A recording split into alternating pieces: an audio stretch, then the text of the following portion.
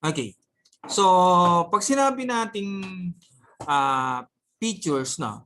So, yun nga, kung merong application na gagamitin, paano gumagana, at ano yung kailangan niya para maging smooth yung operation niya.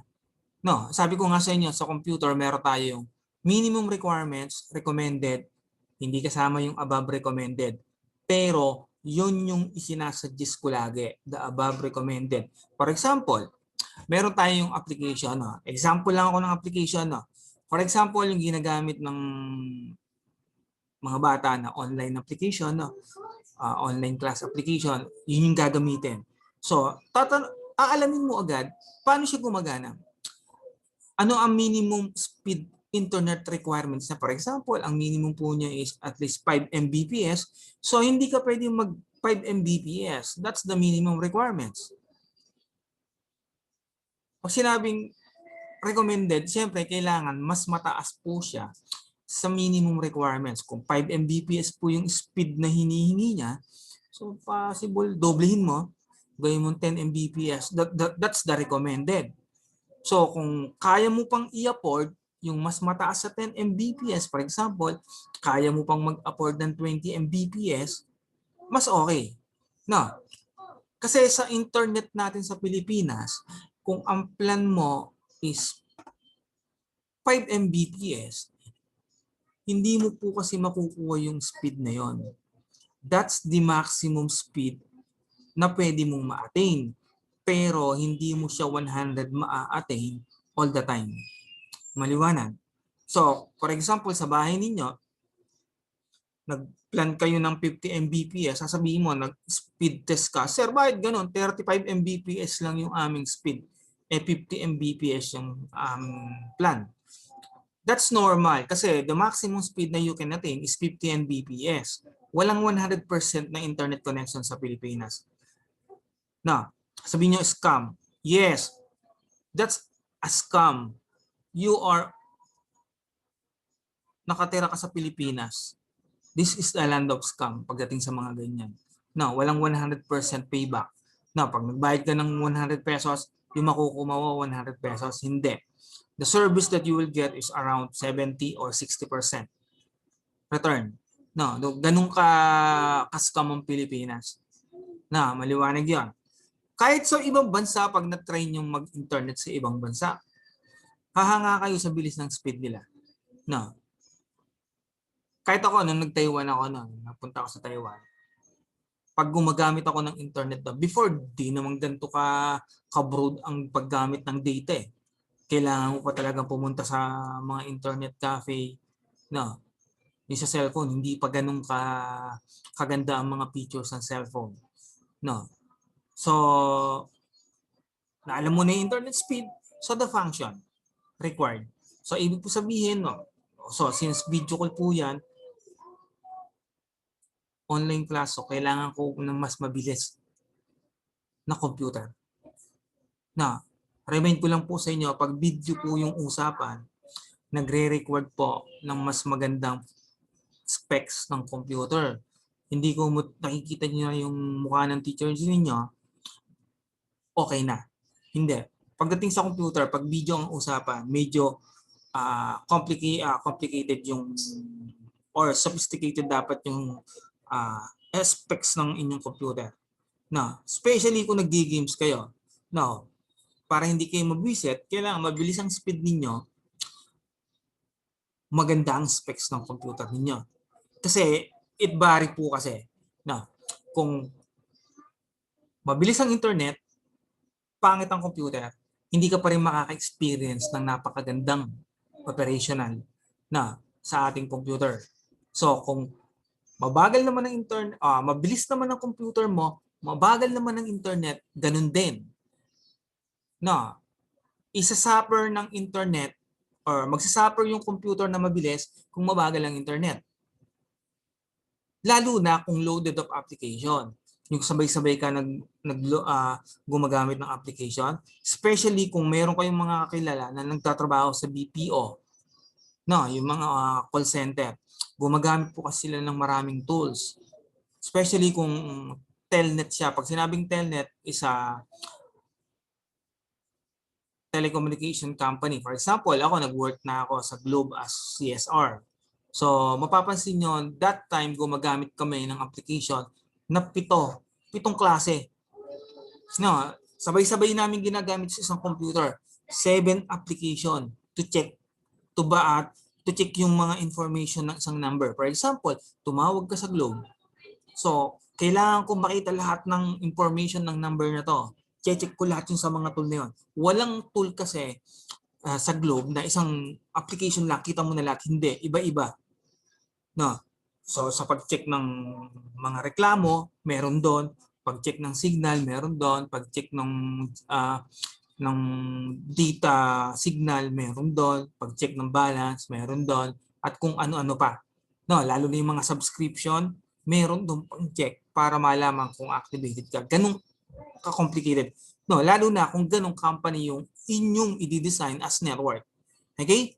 So, perform a network readiness assessment. No. So, ito nga yung sinasabi ko sa inyo na dapat meron tayong trial period. No, hindi yung mag-o-open yung company o yung dinesignan mong network. Pagkatapos, pagdating sa araw ng testing, kung kailan nag-start, doon ka lang magte-testing. No. So, ibig sabihin, you need to have advanced trial. No. So, network readiness assessment. No. For example, nag-design ka ng network. No, ang kailangan mo is 300 Mbps speed, hindi available sa location. You need to have siguro yung plan B for that. No. For example, hindi kaya ng 300 Mbps isang subscription lang, pwede ka namang gumamit ng 3 subscription with 100 Mbps para ma-accommodate mo lang yung 300 Mbps. Now, tatanungin niya, sir, pwede ba yung pagko-combine yung speed? Pwede.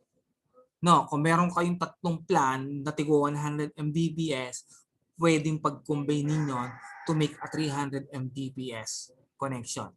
Pero hindi mo sabay-sabay pwedeng gamitin yun. I-distribute mo yun. Okay? So, create a solution and site acceptance test plan. So, ibig po sabihin, kung na-identify nyo na sa 1, 2, 3, yung problema, no, doon ka gagawa ng solution plan or siguro, hindi pa naman siya as in plano kasi talaga eh. So, parang nag-i-imagine ka pa lang na ito yung possible na mangyari.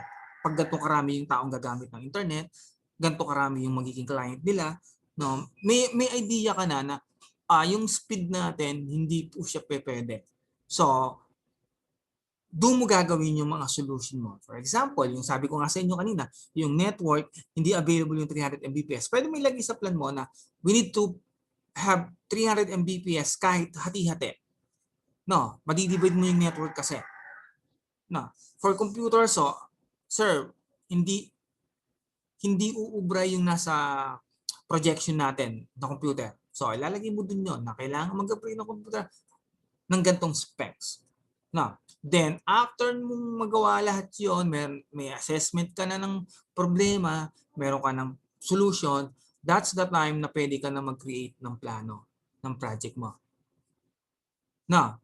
So, hindi ang pagpaplano is number 1. Kailangan mo muna mag-investigate bago ka gumawa ng plano. No, hindi tulad nung yung iniisip ninyo. No, especially pag may gimmick ang barkada, puro plano. Puro plano. Oh, gimmick tayo. Sa katapusan, ganito. Pagdating sa katapusan, wala na yung mga nag-yes sa gimmick ninyo. Kasi wala nito. For example, no, may lakad kayo. O sa katapusan may pera ba ako? Pinayagan ba ako ni mami? Available ba ako sa schedule ko? Yun yung mga sinasabi ko na kailangan nyo munang pag-aralan kung magkakaroon ng problema. Then, pag alam nyo okay na kayo lahat, sige, game, sama ako. Yun yung plano. No, hindi yung pagplano ko muna, sasama ako. Pagdating ng doon, wala pala akong pera. Hindi ako pinayagan ni mami. May lakad pala kami ng family ko. Yun yung mga naggo-go kasi isang plano pero wala kayong readiness. No, walang paghahanda. Iba po yung pagpaplano sa paghahanda. Maliwanag yan. Ang paghahanda is pinaghahandaan mo yung plano. Na maliwanag yan. Hindi po yung pagpaplano is paghahanda. Hindi, magkaiba po yun. Na.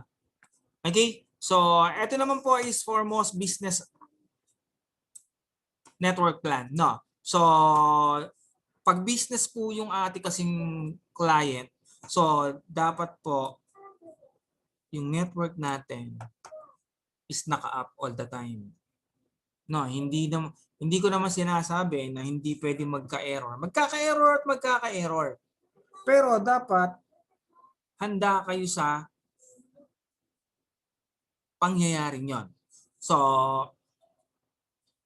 magkakaroon naman kasi talaga ng failure link, no, equipment failure, so overload condition. Ito, mapaghahandaan nyo ng yung overload condition. Pero yung equipment failure, pwede nyong paghandaan yan to have a reservation unit. Yun yung mali sa school natin. Pag magpapareserve ka ng unit, ayaw nila. Gusto nila eksakto lang. No. So, ibig sabihin, for example, merong switch kayo. Pare-parehas ang switch sa network. Mga 5 switch yung inyong ginamit. Kailangan may reserve ka kahit 2. No, hindi isa ang reserve, 2. Kasi pag nagamit na po yung isa, meron ka pang extra isa. Hindi ko naman sinasabing masisira sabay-sabay. Pero mahirap po kasi mag-request if it is company or business. No, for example, sa school, hindi ka pwedeng bumili ng basta-bastang equipment. You need to have request, papipirmahan pa sa Santa Cruz. Hindi, pipirmahan muna sa local. No, for example, sa school natin, papipirmahan muna kung sino-sino pipirma. Pagkatapos, dadalhin sa center, sa Santa Cruz, pipirmahan ng kung sino-sino doon, tsaka ibabalik sa school, tsaka gagawa ng cheque. Pag gagawa ng cheque, tsaka mag-withdraw, tsaka ibibigay kay Sir Jason para makabili ng pyesa. Ganun katagal po. Eh kung wala kayong extra at nag-fail yung network, sobrang tagal bago magawa ng aksyon. No, if it is a business.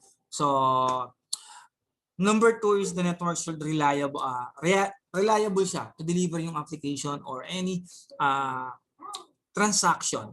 So, kung ang network mo ay sobrang bagal, no, ibig sabihin, hindi successful yung network mo.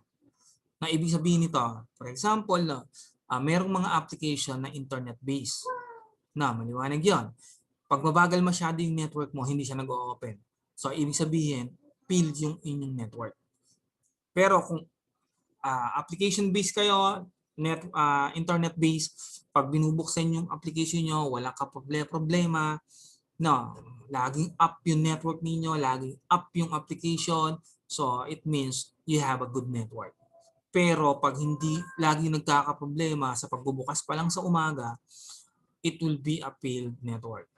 No, yung pagbubukas pa lang ng computer, Sir Jason, hindi ako makapag-login sa ganito. Sir Jason, hindi ako...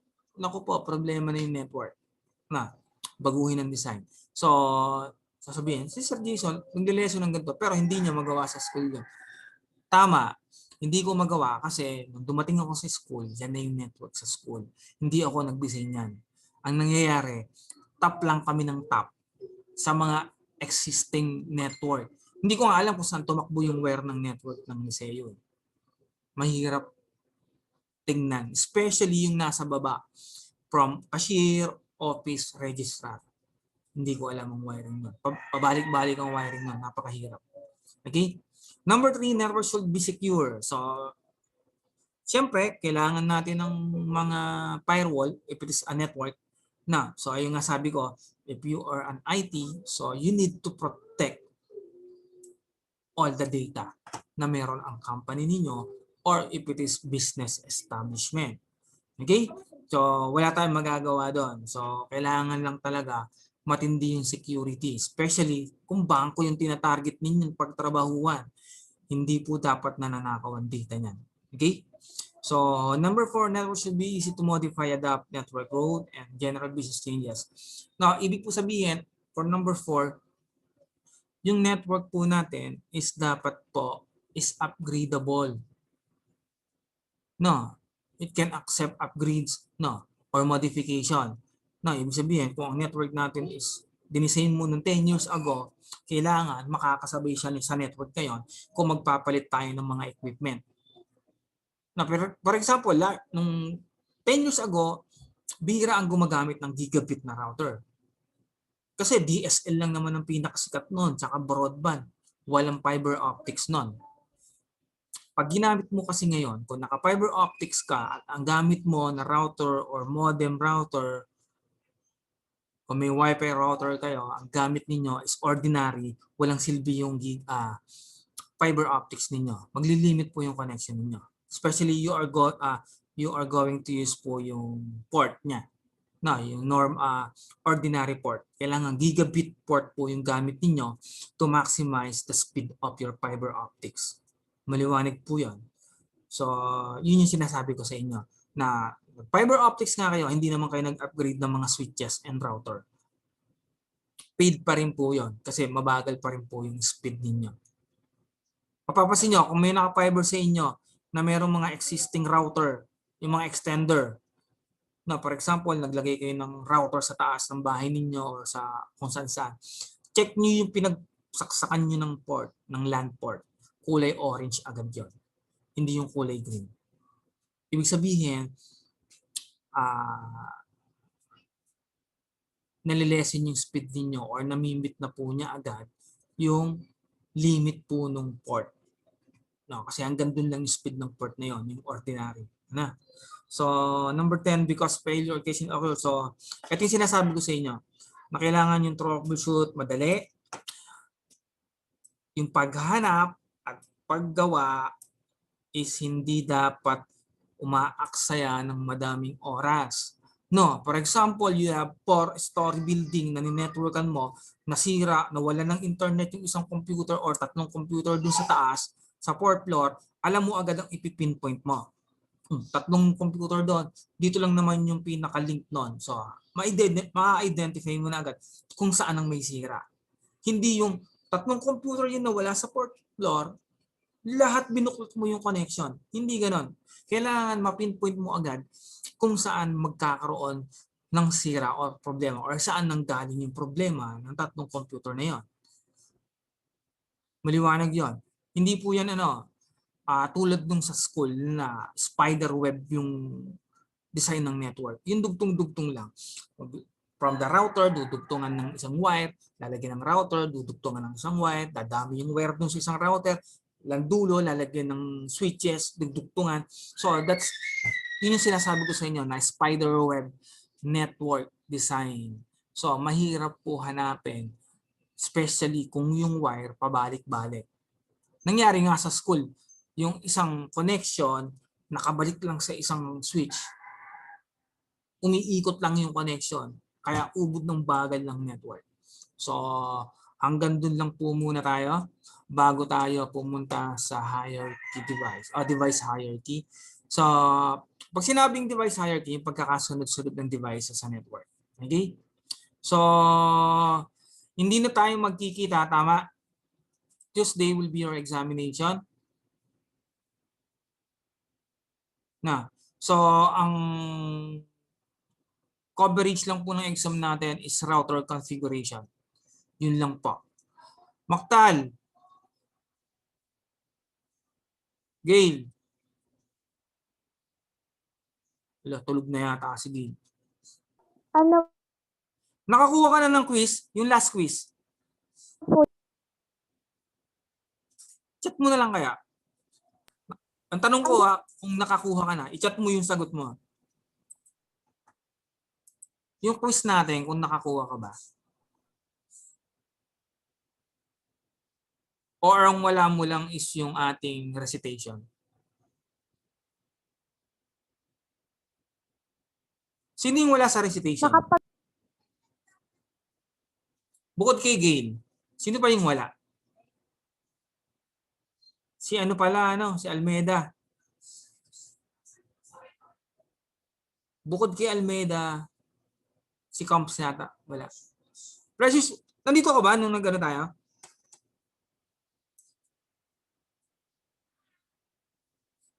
Check ko lang.